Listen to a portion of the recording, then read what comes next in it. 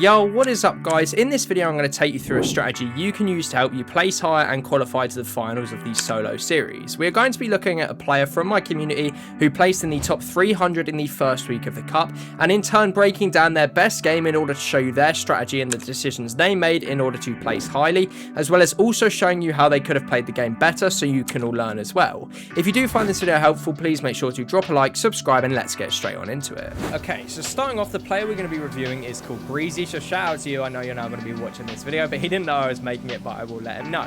So Breezy chooses to land on the south of the map at a POI called Demon's Debris, where we know obviously the spring leg medallion spawns. Now in this place he is contested by 1, 2, 3, he looks like he's going somewhere else, so it looks to be 3 players. Now immediately on spawn, Breezy lands on a gun, but immediately he looks to try and tag up Miglio. He picks up the fast farming rock immediately to make sure he has some damage, but he looks to get a bit of pressure, doesn't really get any tab, and immediately disengages. I like this because it shows that he isn't over aggressive off spawn, and he knows that he needs to get loot first before trying to key anyone whatsoever.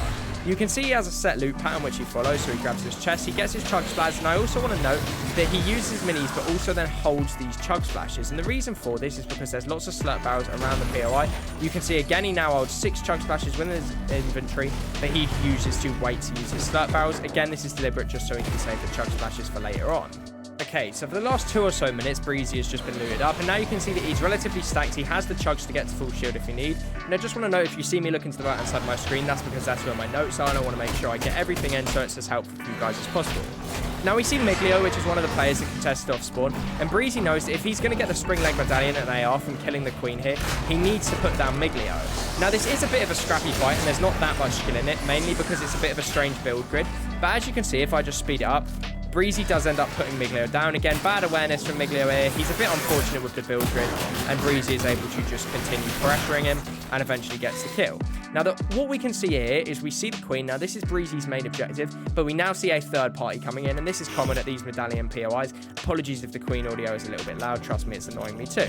But as this player comes in, Breezy doesn't see him originally, which isn't the greatest, but immediately takes 70 damage. Fortnite Mafia looks to ramp him to try and pressure. Breezy obviously just goes to pop the mini. But it's this next play that I really like. He pops a cone above his head and then does a really nice crash pad play, which you're about to see right here. So they're shooting out the queen, so the medallion spawns. Once he sees the queen go down, he immediately pops a ramp above his head and hits a crash pad. Now what this does is catapults him a low crash pad in front of Fortnite Mafia, and this allows him to then have the medallion on his right hand side. If we tab out right here, you guys will be able to see here's the medallion loot, there's the AR with the slurp. Now Fortnite Mafia sees this, and that's what he's coming for. Breezy, instead of just grabbing the medallion and the AR, which is his main objective, immediately looks to tag Fortnite Mafia, slowing him down. As you can see, Fortnite Mafia builds to slow himself down, then allowing Breezy to get the loot which he lands at this POI 4. From there, Fortnite Mafia is going to key him. Now in this situation, Breezy initially makes 2 boxes, which is exactly what I want to see. But here is where I think he makes a small mistake. In this situation, I would like to see him make a bit more space, maybe turn this into a snail, like 3 or 4 boxes. But it looks like he goes on the aggressive play right here. He's in his box, and you guys will see that he jumps out to the side, and he actually ends up taking quite a lot of damage from this if I speed it up. Breezy jumps out the side. There you go, he jumps out the side, and as he does this, Fortnite Mafia is on height. Breezy isn't that high HP, and he just ends up crash panning away. As he's crash panning away, he does get beamed, but this could have ended up very differently, and Breezy could have ended up going down here. He does end up leaving the POI with the loot he wants. He does end up getting in another fight, but he survives off spawn. But again, I think snailing up and playing a slow fight there probably would have been the better play. So about 7 minutes 40 seconds, he chooses to rotate out of the POI. Now we can see at his point of rotating out, he's not full shield, he's relatively shambles on mat, so his next rotation is really key. Now if we have a look at his position as his own, here he is to the south side. Now I'm going to ask you guys as the viewers, where should he rotate? Should he go to the left side? Should he straight line it and go towards center?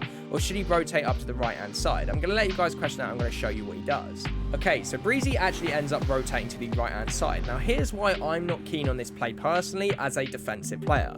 Now the reason for this is because on the map, if he would have rotated left and potentially gone towards Canyon, there's a big mountain here which is relatively dead side. But instead, by rotating up to the right hand side, he opens himself up to all of the players that have come in from Outpost, Kappa Kappa, Dystopia, Shining, for example. And that ends up, you guys can see, with 1, 2, 3, 4, 5 players all around Breezy right here. And bear in mind, he has the medallion, so this entire time he's marked on the map. Now you can see this immediately leads to him getting keyed again by Fortnite Mafia because they want the medallion, and Breezy tanks a bunch of damage right here. Now, again, one thing I will compliment on him on is he's really slowing down the fight right here, which is exactly what I want to see, and he's taking his opportunity to disengage. He understands in this format that he doesn't need to get loads of kills, and he has already got the game-winning loot in terms of the AR and the medallion that he wants, so he simply just disengages around his fight and gets out of that congested area. But again, just maybe a small mistake here rotating to the right-hand side, where there are now 2, 4, 6 players rotating in such a small area.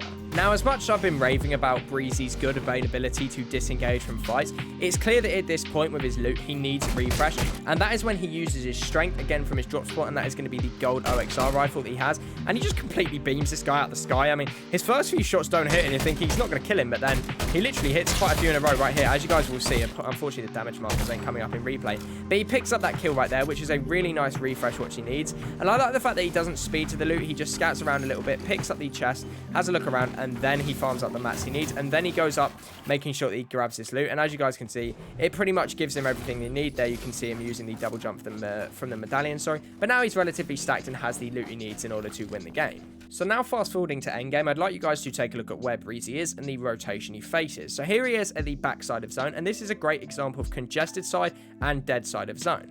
Now if I was in Breezy's position here, let's say he's about here, what I would do is a far left zone around the far side of the zone around here, using his 2 crash pads that he has in his inventory, again just allowing you to avoid all these players.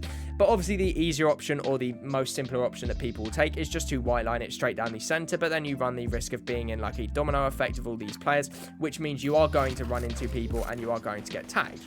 But Breezy uses the running into people to his advantage because he has that mythic AR. He's always on the lookout scouting for players, and this is what I'll really big up Breezy for. He's always alert and always able to pick up pretty good refreshes, often from far away.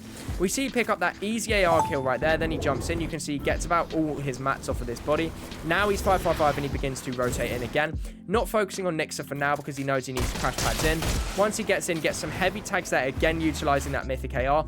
Notice how he knows he gets hit weak, so he doesn't W key it, very smart, and he just waits for his opportunity with every kill. I don't feel he overcommits at all, and that's one of his main strengths, which is something I really like. He sees Nixer rotating out right in front of him, he's able to tag him up. Again, that's a free elim, and at this point in the game, Breezy is now pretty much 555. In fact, he is 555. He crash pads further in, and now we are looking relatively stacked. He does get tagged up a bit here, but that's bound to happen with the way he rotated into zone. But once he pops his minis, he's relatively stacked in this game.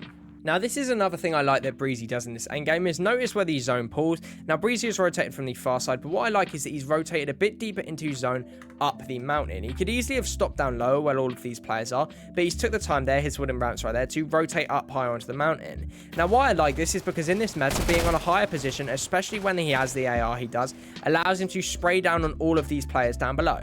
Look how suffocated all of these players are down below as I just play it out. And again, if the zone ends up pulling up the mountain, which if you look in the bottom right corner, it now does, then all of these players down below are going to start to get suffocated, whereas Breezy is in a higher position. In hindsight, I would have liked to have seen him rotate higher like Akram does right here, because he leaves it a little bit late and ends up getting suffocated himself. But as you can see, all of these players on low ground are starting to get suffocated.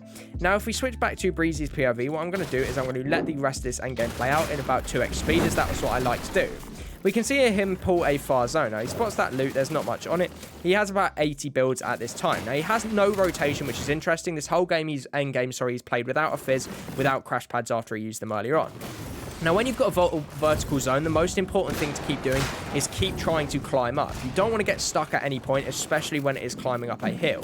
So as you can see, he's always on the lookout. He's not overcommitting to any sort of refresh, mainly because he doesn't need to, still with 500 mats.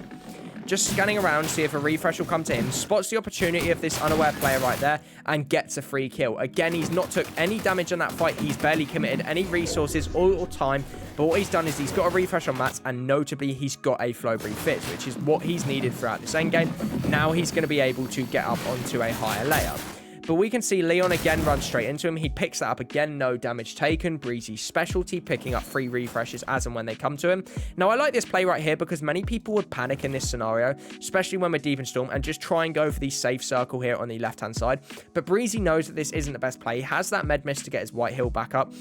What he does is he laps around the right-hand side and allows himself to get in a better position higher up in zone. Again, that elevation is key, especially zones where you get like this. He could box right here. He doesn't. He continues elevating himself up to a layer where now he feels comfortable. He's one of the higher players in the lobby at this point, which is something I really like. Another free refresh, again, didn't commit any resources, just really good spatial awareness. Another player maybe left that edit open a bit too long there, but we now rotate around the side. Knowing he doesn't have time for minis, he rotates and elevates himself again to a higher layer. I really like how throughout this entire game, Breezy has 7 kills, yet he hasn't overcommitted to anything. He's just simply picked the opportunities that have come to him, and that's what you need to do when looking to get refreshes in these solo series. He stays on a nice elevated layer here. At this point, I'm liking this full metal top. We have lots of mats for this stage in the game. There's only 7 people. We need to be overbuilding and possibly looking for height. I think that's what he plans on doing here, is he's using all his fizz to get up and he's reloading his guns. It looks like we might be trying to push for height.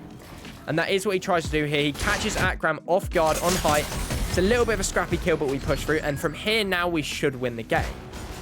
Pops up minis. There was a big putback in zone. I don't think we've seen that, or we've just not taken the time to do it. Doesn't look like we've taken the time to bother, or maybe he's just missed it. That could be what costs us in this endgame. Again, dropping down here. He doesn't have any white hills. Addix is in the worst situation, but Breezy still has 77 builds. He could have just sat on height right here and done little jump shots. Instead, he leaves himself exposed, doesn't build, and when he does build, it's too late. Now he tries the jump shots. Again, these sort of shots are the ones I would have liked to have seen him done earlier. But again, when we've got such big mats, why are we leaving ourselves so exposed here? I'm not sure. Adix would probably just slide down the mountain. We could have got a free kill in this scenario, and Breezy does go down. But overall, a great game, really good points. The win could have cost him his qualification, but Breezy's strategy is just picking up refreshes as and when he needs them, always staying elevated with endgame and getting that medallion off spawn.